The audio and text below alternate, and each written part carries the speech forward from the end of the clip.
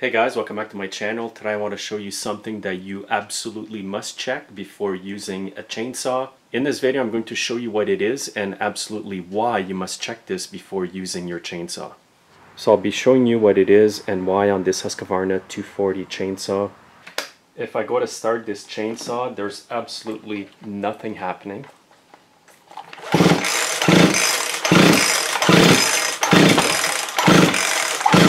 It won't even sputter, and the compression doesn't feel that good. So the first thing I did when this came in the shop and I felt the compression not good is I checked the fuel in the fuel tank here. And I'm sure a lot of you guys watching right now have already figured out what caused this chainsaw to not have any compression. So I'm going to take the gas cap off, remove the fuel. So now I'm going to dump the fuel in a container to show it to you. So as you guys can see here, there's absolutely no oil in the fuel. It's straight gas and it's not good at all to start with. You can see moisture inside the fuel. Now when you mix fuel in Canada here, at least the oils we have colors the fuel.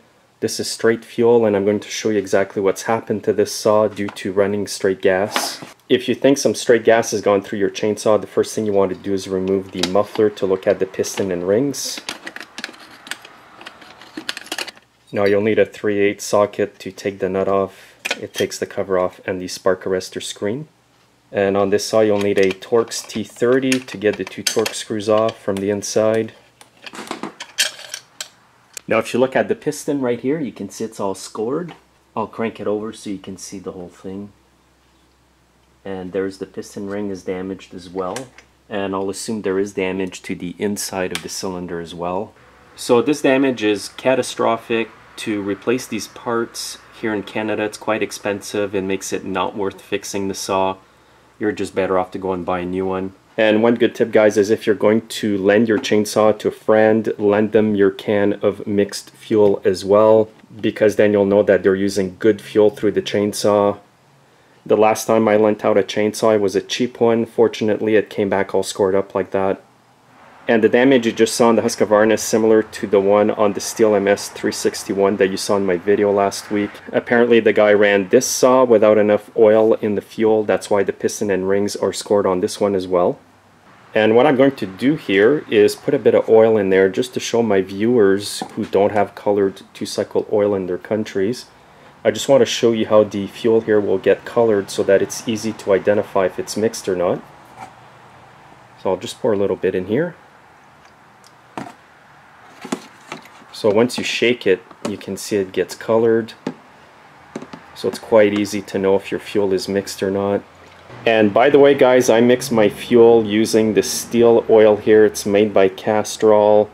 I mix it at 45:1, which ends up being 4.5 liters of fuel to 100 milliliters of oil. Now if you live in the US and you don't have the metric system, just go online. There are converters that will convert from metric to imperial, and that way you know you're mixing your fuel properly with the oil. So my lesson for this video today, guys, is before you use your chainsaw, make sure it has proper mixed fuel in it. And if you're going to lend it out to somebody, lend them your can of fuel with it, then you know they're using proper fuel mixed with good oil. And if your saw's been sitting for a few years, just dump the fuel out and put some fresh fuel.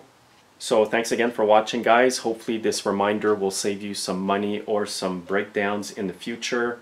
And always make sure that any 2-cycle equipment that you use has proper mixed fuel with oil in it before starting it up. Also, guys, make sure to follow me on Facebook, Twitter, and Instagram, and have yourselves a great day.